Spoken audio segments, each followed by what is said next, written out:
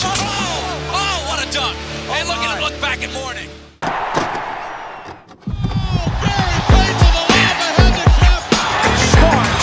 Hey guys, this is Dominique Wilkins. Hey, this is Sean Kemp. This is Gary Payton. Hey, this is Pau Gasol. NBA fans, what's up? This is Vince Carter here. Hey, what's up? This is Matt Barnes. If you're an old school NBA fan like I am, make sure you check out the Basketball Time Machine with my man Sean David. Hey folks, how's it going? Welcome back to the Basketball Time Machine. My name is Sean David. Thanks for tuning in. Let's talk some old school NBA basketball. In today's episode, I want to take a look at NBA legends giving their opinion about how great Shaquille O'Neal, aka the Diesel, really was. But before we dive into today's episode, let's take a quick look at a sponsor of today's video. Today's video is brought to you by Truebill. Truebill is an all-in-one finance platform which helps you to keep your finances under control and to spend less. The personal finance manager allows you to manage subscriptions, lower bills, monitor your credit score, build your savings all in one place. I gotta be honest, before Truebill, I often forgot about certain bills that always seem to come out of nowhere. But now Truebill makes me aware of everything, which helped me to get control over my monthly spendings. They have a great system for canceling subscriptions and budgeting, which I use to know exactly where I spend my money. I am not a pro in such things, but the budgeting is super simple, and Truebill notifies me if I am over my monthly budget. If you also want to be in total control of your finances, you should check out Truebill for free if you use my link in the description box below.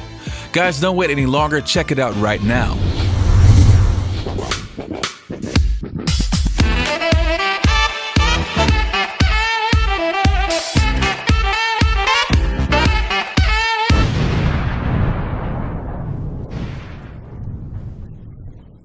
Now, the first NBA legend that we're going to take a look at is Dirk Nowitzki, so obviously one of the greatest players of all time, and he has a very great opinion about Shaquille O'Neal. Let's take a look. Another great LA story is, of course, Shaq was on top of his game. You know, they were winning every year, and, you know, he was a force that nobody's ever seen. So Coach Nelson, Donnie, had the idea, okay, you're going to guard Shaq. And I kind of looked at him and I was like, okay, is this a joke? He's like, every time he crosses half court, you just stand in front of him. You basically front him everywhere he goes. And when they lob it over, here comes Big Sean Bradley, and then you guys kind of trap him, and it's gonna work. And the game starts right away. He, of course, kind of seals me. I get around, lob comes, Sean comes. He basically elbows us both out of the way and dunks it as hard as he could. And next time around, same thing. So, of course, the plan didn't work at all. We were both way too skinny to handle him. He ended up having like 46 points. I mean, just dunking on us, and he was so much bigger than everybody, so much wider, but he was so agile, and so he had a good touch around the basket, and his footwork and powerful. I mean, he was.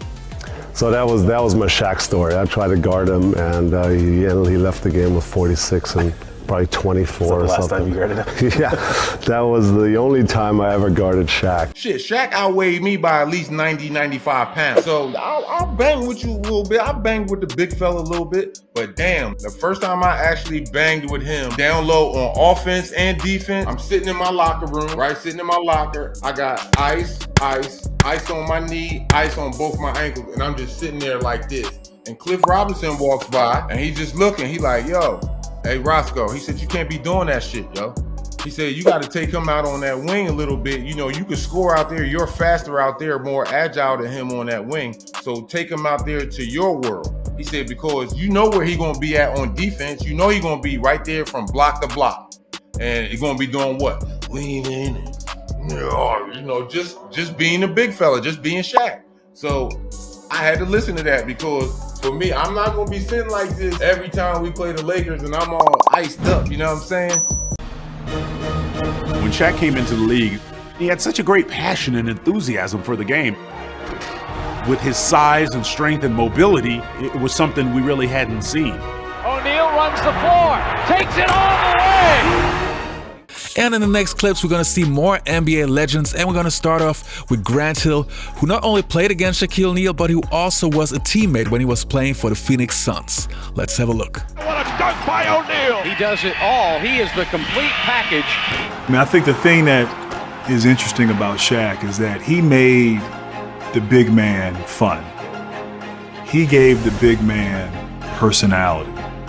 He would say he made the big man sexy, but that's, that could be debated. But, I think from a marketing of self standpoint, Shaq was and still is a genius. Shaq is really smart. Shaq is funny, but Shaq also understands trends. He understands the environment. He understands how to make people laugh, how to connect. Before Shaq, big men were stoic, they were quiet, they were serious. In some cases, they were mean. He had all that side to him as well, but he had this fun-loving, jovial, entertaining mindset. Shaquille O'Neal rocking the house. When you needed big moments from Shaq the most, that's when he brought it. He was a big game, big moment, big-time player. He had an ability, figuratively and then sometimes literally, to put a team on his back. And you just felt that confidence when he was on in those biggest moments during the playoffs. When some players can't reach that level, but he could go to a different level and bring everybody along with him, where you felt absolutely confident that you had a chance not only to win games in the playoffs, but immediately when he was there, you start thinking, okay, this is a title run opportunity. Everybody knew of his dominance and the impact that he had on the game of basketball in Orlando as well as with the Lakers. But to bring that here to Miami, we knew that our eyes was only on one thing, and that was to win it all. I can remember one time I almost got a tip dunk on Shaq. Low lie, no lie. So we on the free throw line, and Shaq didn't think like I'm there. I guess he not thinking I'm gonna go. I went and I had it, and so like when he saw what was about to happen, Shaq just lifted his arm. Like I went all the way home.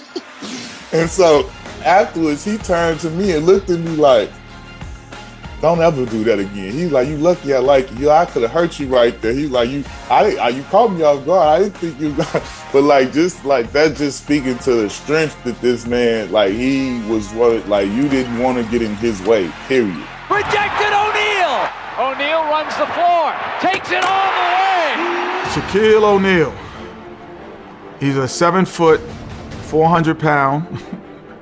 And when I say muscle, not fat, it was 400-pound muscle that really should have been 6'2". He moved like a 6'2" guy at 7'1" with that muscle size and strength. He could break dance, he could move, he was agile. I know Will Chamberlain, I saw him, highlights, but he didn't move with the grace that Shaquille could move at that size. Especially early in his career. He was unique in that sense, which made him unstoppable. And so for us, watching him, we all marveled when he walked in. We would just sit on the bus at times and watch him come out after a game, the whole team, and be like, can you believe this guy? Look at him, man. We just watch him walk through. The whole team would do it, and we'd all marvel at him, because of his size, grace, and stature. They cannot stop 34. Just too big, just too strong, just too good. He really just took the league by storm. But he did it in Shaquille O'Neal style. He was just as big off the court as he was on the court. And when he went from Orlando to the Lakers, LA just loved him. Shaq spins. Oh, the extra move, he dunked it. Goodness. And he knocked David down. To win the championships that he's won, the long career, the impact that he has had on the game. Most physically dominant player ever to play in this game. There's not too many people that could withstand my boom boom. There'll never be anybody like Shaquille O'Neal, ever. If you could have Chuck or Shaq as your teammate, who you take? Shaq. Okay. But that was a little too quick there. I mean, you could have given Charles a little love there. I love Charles, but Charles is not commanding a triple team. Double team, not triple team. Shaq, you had almost quadruple team. Man, it was a number of bigs that were hard to guard. Shaq was damn near unstoppable. Here's Shaq. Look out!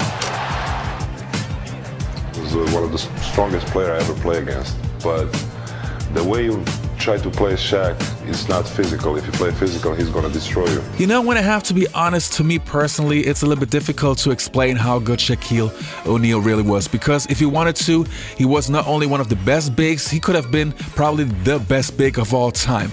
But he decided to go another route, and who can blame him? He wanted to have fun. He wanted to enjoy his life. He wanted to have success in different genres. I mean, he was a successful musician. He had movies coming out, and he wanted to be a successful basketball player, which he obviously was.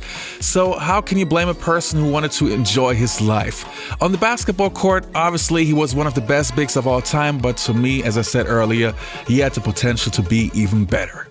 Anyway, that was it for today's episode. Hope you guys enjoyed this video. Don't forget to leave a like, and even more important, subscribe and click the notifications button so you always get notified once I upload a new video. All right, see you next time on the Basketball Time Machine.